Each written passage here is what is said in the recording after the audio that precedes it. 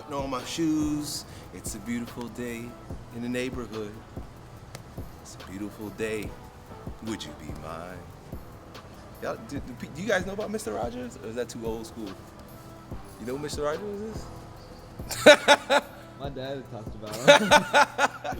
So welcome back to Shit People Ask Elliot, where I answer your question in rapid Q&A format. Few things just to bring you up to awareness. When I answer these questions or give responses to these questions, they're designed to be as rapid as possible, meaning like I'm not gonna give that much thought. I'm just spitting stuff out for the entertainment factor, and maybe something wise comes out. I don't know, The other thing is, if you want a deeper, in-depth, thoughtful answer Q&A type session, go to my Elliot Hulse channel, where I've restarted the Yo Elliot Q&As, where I take your question, think a little bit deeper, and give you perhaps a more enlightening response, rather than some of the shit that comes out when y'all ask me shit and I just spit shit.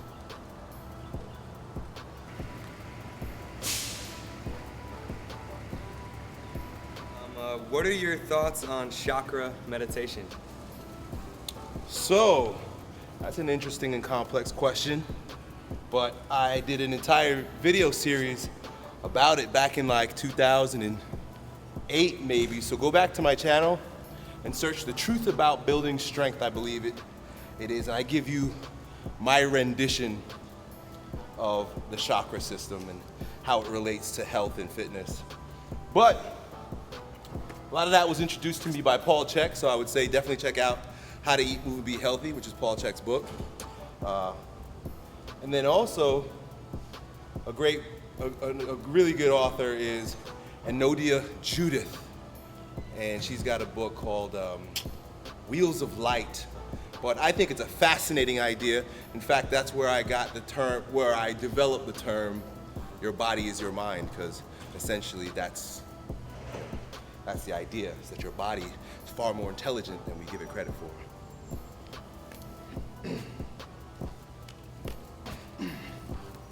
Ooh.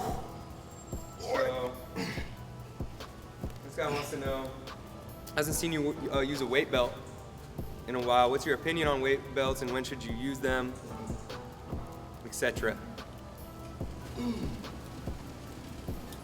I try not to use a weight belt if I'm going sub-maximal. If I'm going maximal, especially if you've watched me do some of my strongman competitions, I throw that belt on because it helps stabilize the core. The reason why I don't do it during training and during sub-maximal loads is because I want to activate my core. I want to strengthen my core rather than bracing it with a extrinsic force. So that's why you don't see me using it. I'm gonna deadlift today, and the sole purpose of my deadlifting, or putting deadlifts back into my program, is to redevelop my core strength, which I lost over those few months of not lifting. So, if I put a belt on, that defeats the purpose. Your core are the stabilizers, and you want to integrate them with your prime movers. You don't want to train your prime movers in the absence of stabilizers, because that creates injury and dysfunction.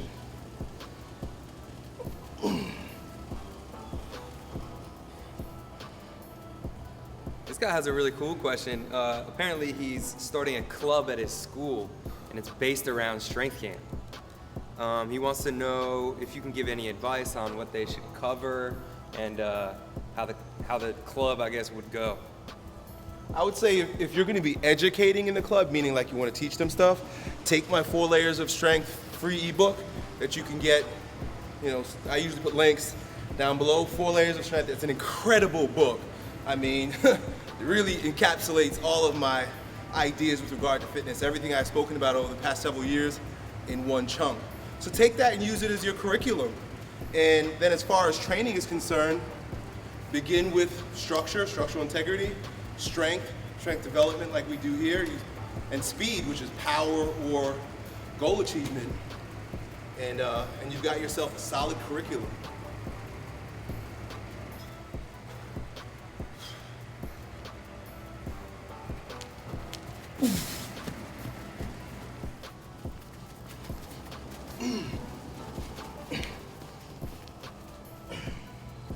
So just in my experience, I feel like the layoff of time my training, taking that 8 months off. Everyone wants to know if you lose your gains.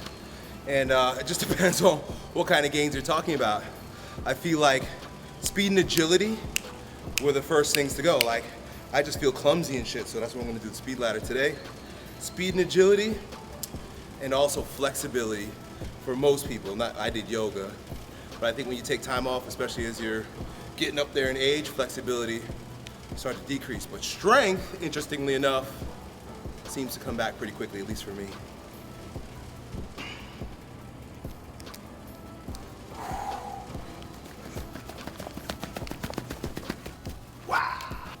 What are the best 2 foods to eat for muscle gains? Like if you had to eat 2 foods forever, and you were just trying to get honestly, and straight up, y'all, it's not a commercial. It's just the way it is. I've experienced it. Living fuel. I would have to have living fuel in my diet. If I take that out, I immediately feel the decrease in vitality. There's all types of phytonutrients and vitamins and minerals that I'm just not getting even with an organic food diet. So it's a supplement, but it's like a food supplement. It's greens, you know? It's plant-based. So between that, man, and it would be some kind of meat, probably lamb. I've read studies on how people have dieted just like on lamb and rice alone. You could be sustained and pretty healthy and strong, but I just kind of love the way them lollipop lamb chops taste. So that's what it would be, lamb chops and living fuel.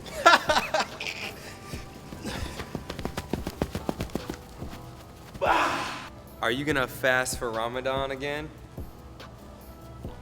No, I'm not. I'm not in a place where I should be fasting right now. So, you know, I don't take it as like one of these things that I feel compelled or responsible to do. I'm not even religious in that way, but as an intuitive thing. And you gotta recognize too, I stopped making videos, and then I stopped eating. I stopped making Yo Elliot videos, then I stopped eating, and it was kind of a way of me trying to bypass the fact that I was supposed to stop making videos. I was trying to appease the gods by giving up food and water, but that shit didn't work. I had to stop making videos. So that was a fast. I did an 8-month fast. Think of it that way. Giving up that which nourishes you. Making these videos nourishes me, nourishes my soul, and nourishes me physically, life. So I did an 8-month fast. I'm eating now.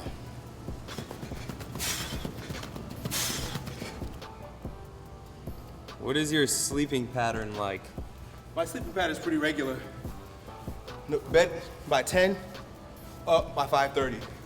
Basically every day.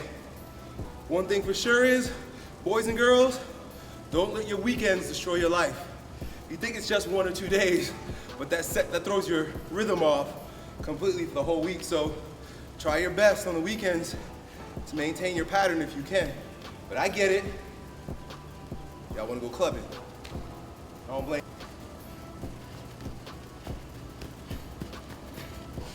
This guy says his posture is really bad.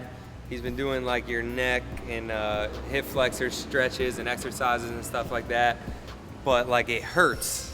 It's so bad. Is there any other advice you can give him?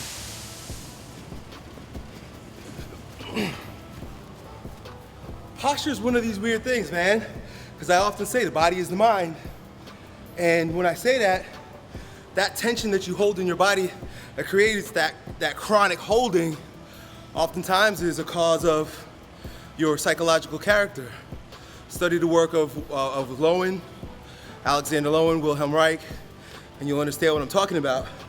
But then what do you do to relieve the tension physically? Massage. I get massage every week. If you can afford to do that, please do. Any kind of body work. Definitely should be foam rolling because it's the fascia.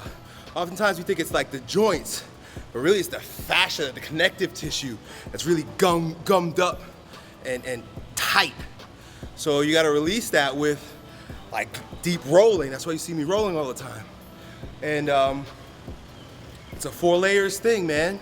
Even physiologically, your hormones will determine your tenseness and looseness per muscle. Your digestive system, all these things. Read the 4 layers of strength. This is my second commercial for that free ebook. Read the 4 layers of strength and you'll get a better idea of the integratedness of the body and why, you know, stretching alone might not help.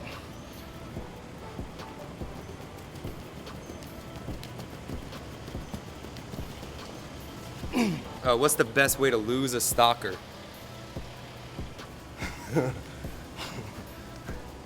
Spit on him. Get out of here. I know, he might be like, oh, thank you. How to lose a stalker? Well, that's a good damn question.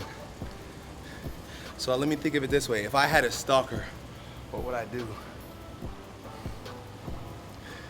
Close your windows, lock your doors.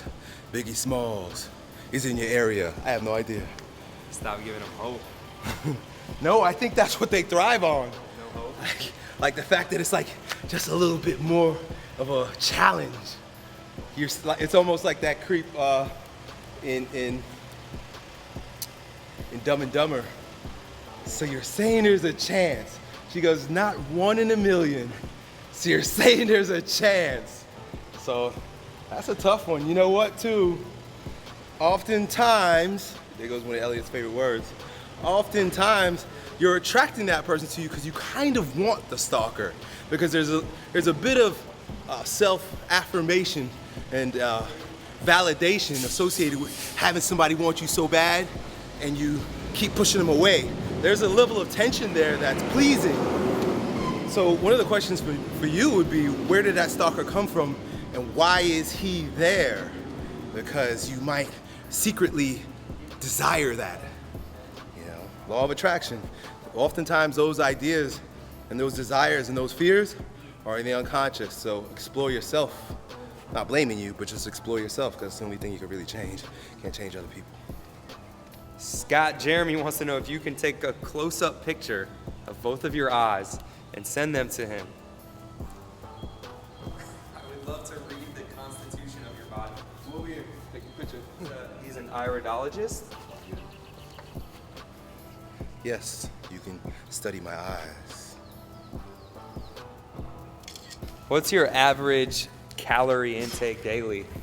Oh, well, it's been about 2,200 calories a day. And it's strange because like my energy is off the hook. I'm getting stronger. That's pretty low calories for me. And it's about to get dropped about another 200 calories. So there it is. You know, vitality's high, strength goes up, and calories are low. I don't know. That's what it is though. What's your absolute one worst exercise that you hate doing?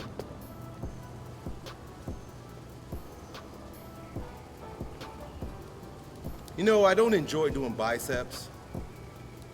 I never did. Even in college, I would like skip that part of the workout during football. I just never enjoyed doing it because it just seemed like so much work for elbow flexion. I mean, like, what good is elbow flexion? For me, it's always been about performance. So if I want to flex my elbows, I'm gonna fucking row. But now, since I'm trying different things and adding a little bit more elbow flexion in, I still hate it. Gotta do it, right? Just take your medicine. I'm taking my bicep medicine, that's all. What's your view on calisthenics / body weight training for muscle, strength, stuff like that? Watch the Bar Stars, my boy Ed. Go watch what those guys do, man. They're incredibly strong. You've been doing just body weight training and calisthenics too, right? Bro, I did just body weight training for like probably 2 months.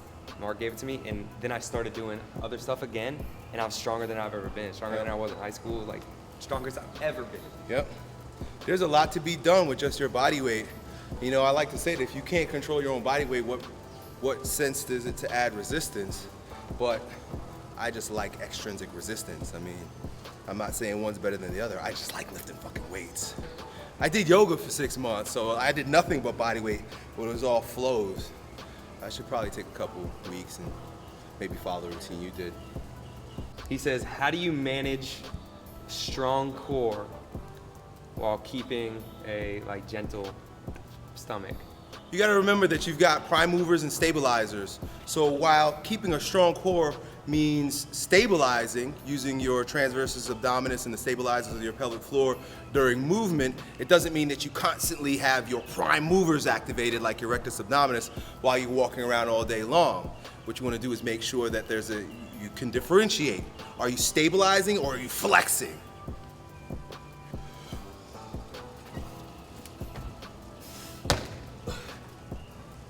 What's up, Elliot? I do squats and deadlifts, gain strength and stuff, and we do jumping. What do you think about this? Go!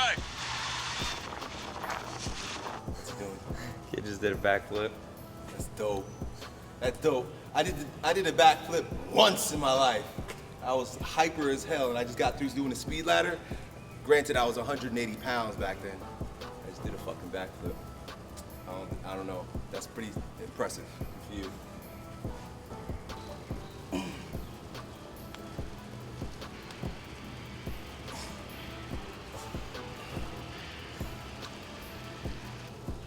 Broccoli is magic. Broccoli got some magic phytonutrients in it and shit that helps you burn fat faster and lower estrogen levels, apparently. But might have to look that up. That could be bro science. Broccoli's good for you. Yo, Elliot, what's your advice on staying athletic but also grow muscle? Right now, I'm combining gym training with CrossFit. Yeah, if you want to stay athletic, you do athletic shit. It's really that simple, actually.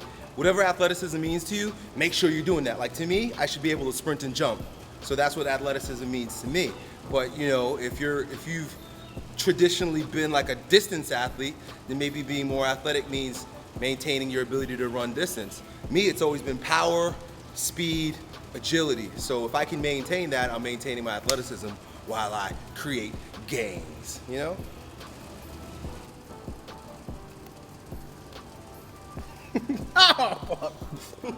Whoa, 2 days in a row. I'm gonna get scurvy or some shit. For real. I flip on people's shoes. Alright. That's what I got an immune system for. Rooftops wants to know if you're gonna get a King Warrior Magician tattoo to match your lover tattoo, and where are you gonna get it at? Yeah, I am. It's just not a priority right now. I mean, I had some extra time while I was not making videos to get tattoos and shit.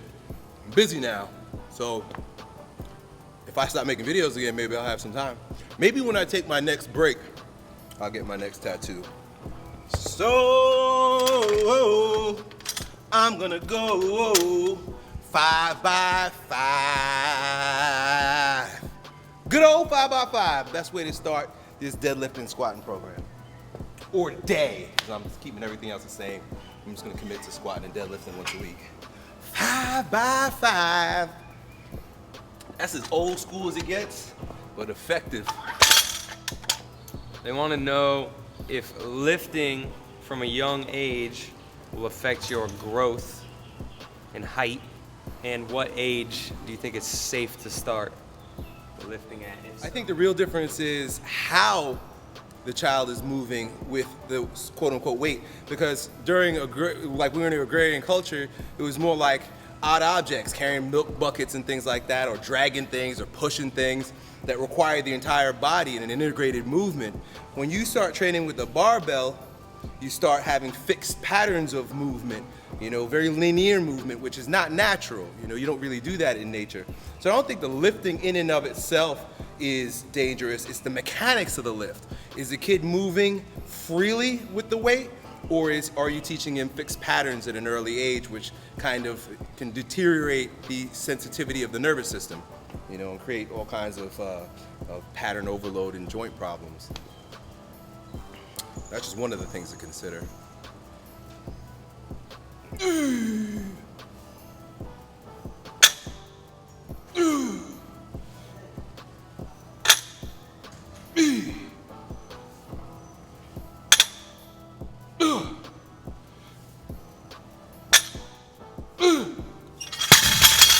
Oh boy. Yep. All right. What do you do if your parents don't agree with your passion of lifting / becoming the strongest version of yourself? I don't think there are too many parents that don't want their children to become the strongest version of themselves. They just might have different values than you. And I think this is a common theme between generations. It's a matter of parents knowing a particular culture, knowing what worked for them, but not realizing times have changed and the choices that their children make are probably more aligned with the current state of the culture. So if you have parents that don't want you to do the things that are associated with you being who you believe the best version of you is,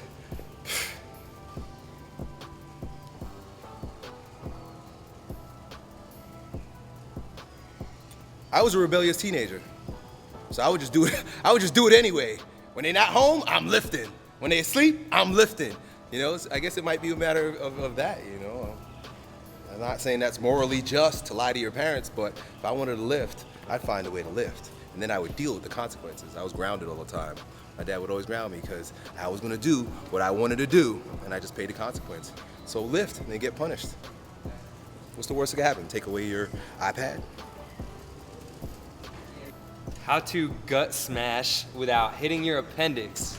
That's this guy's question. How do you know you're hitting your appendix? What do you?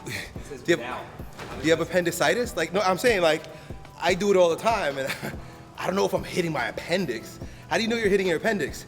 You got to understand something about the type of tension that's in your stomach. That when it is triggered, it feels like very different than like when you're rolling your legs. So I don't know if you think you're hitting your appendix because of the horrible feeling it evokes, or what. But that's an odd question. Gut smash. I like how it got a name. Yeah, because I made videos years ago about taking that basketball, rolling over it, digging into your intestine, digging into your gut. There's a whole lot of visceral tension in there, man. Your organs actually hold tension. And it's, for me, the stomach, big time. So I gut smash all the time.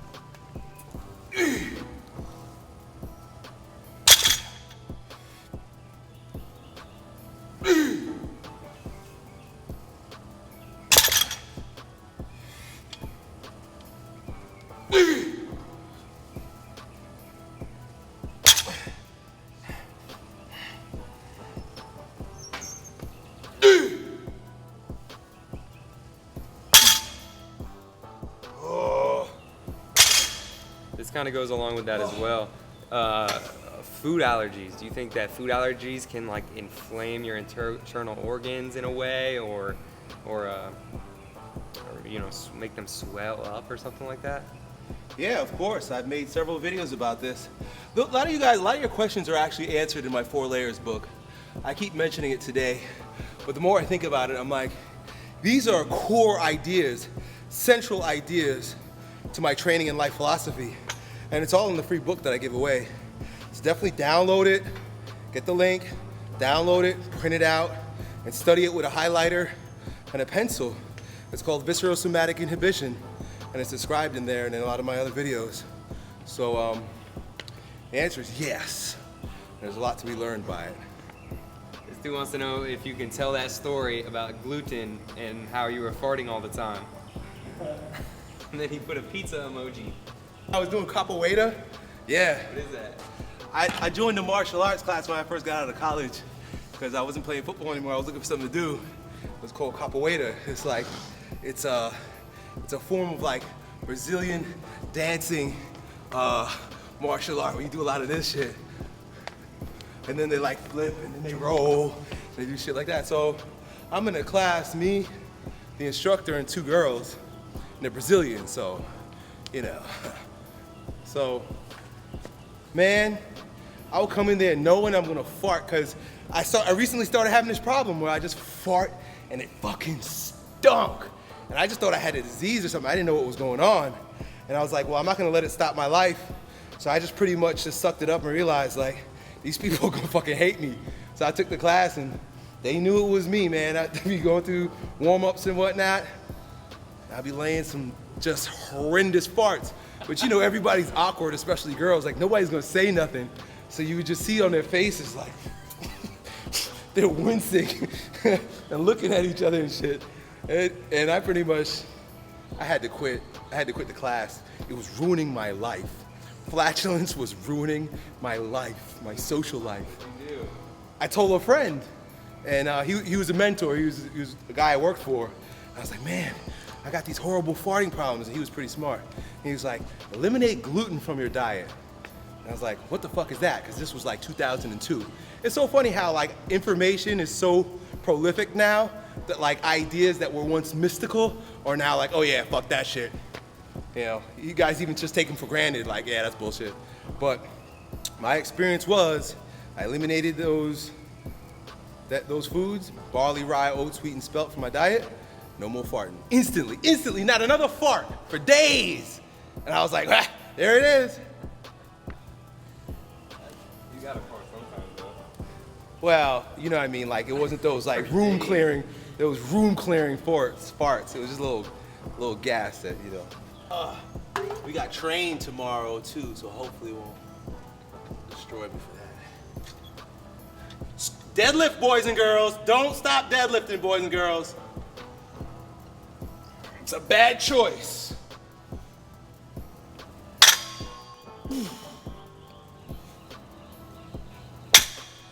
I forgot to put my lift in. Now I'm gonna have problems again. Let me actually put it in before I squat.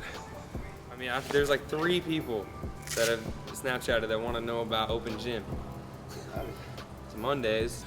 Every Monday at 4 p.m. Eastern Time, St. Petersburg location strength camp is open for anyone in the world to come and train with us here and make an open gym video. Just a heads up, there are certain Mondays in July and the end of June where I won't be here, but the show will go on. So please sign up, show up, and enjoy what we have to offer. Bro, your fucking phone just popped up and said, call with Danny naked. The fuck is that? Danny, turn that off. Don't tell nobody. What the fuck is that? His name's Danny, like Naked. It's a high school kid who wanted to interview me for his school newspaper. It says naked, N-A-K-A-D. Naked. It says call with Danny naked. Look, you can be, look at, can you see it? He's probably gonna see that too. I was like, what the hell? I didn't see it's N-A-K-A-D.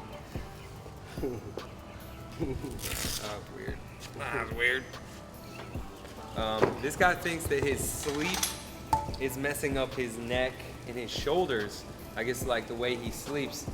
Is there any advice you can give for somebody like that? On your stomach, you're gonna destroy your neck. And I started getting like jaw problems, cracking in my jaw and stuff, because I sleep on my.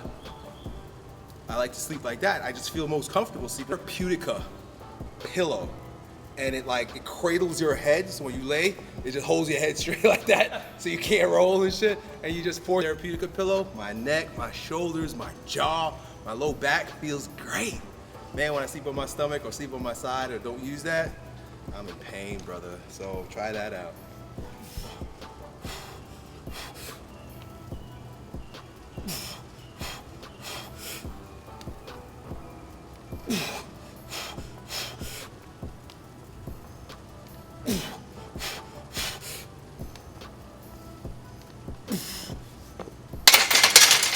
Damn, that's pathetic. This guy said he's never heard of this company before, Full Metal Industries, and how do you like the equipment? Man, I love the equipment. They're a good company to us. That's why we give them so many shout outs. Heavy duty, rugged stuff. Just the way we like it, so big shout out.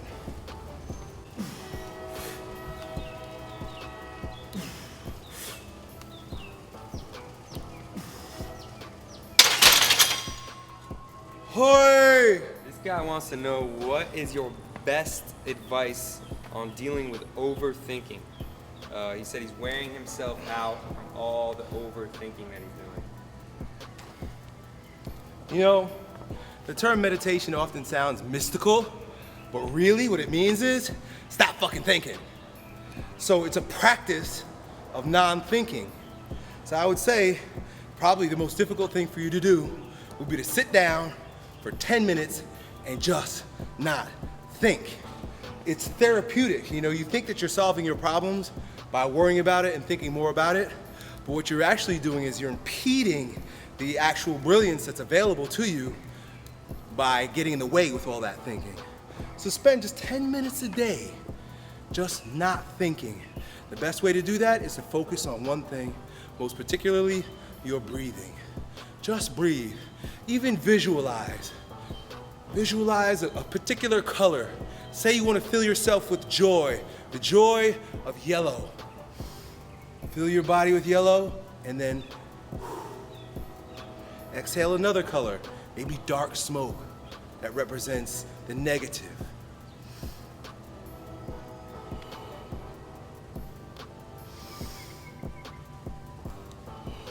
And just focus on that. You know, it sounds weird, sounds mystical, sounds woo-woo, but hey, shut your fucking brain off and breathe. It's as simple as that. Yeah, he posted again after that, and he says that he spends a lot of time weighing out options of things, and he finds himself behind. Yeah, of course you're behind, because you're running on a goddamn treadmill while everybody else is on the ground. You're working your ass off, but you're not getting anywhere. Worry does not solve any problems. I often like to say just choose something. There are a lot of times in my life where I have two options and neither of them are going to win. I know they're both winners and they're both losers, because inherent in every win is a fucking lose, and inherent in every lose is a win based on perspective. So choose one and make it right. I said that a lot of times. Easier said than done, especially if you're a mental masturbator. So get off the masturbation train and meditate for 10 minutes and then just choose something. Make it right.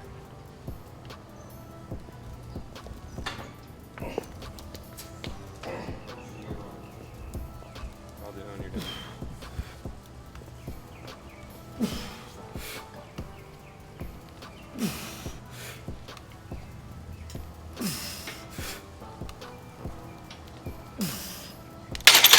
Alright, this dude Adam said, is Budweiser your beer of choice? That's good. You guys must have seen the video yesterday.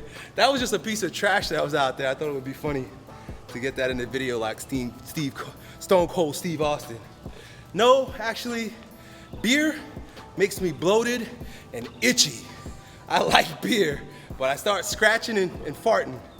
So, but if I do drink beer, I always prefer a good Belgian, right? Those high, meaning this beer is gonna fuck you up. Yep.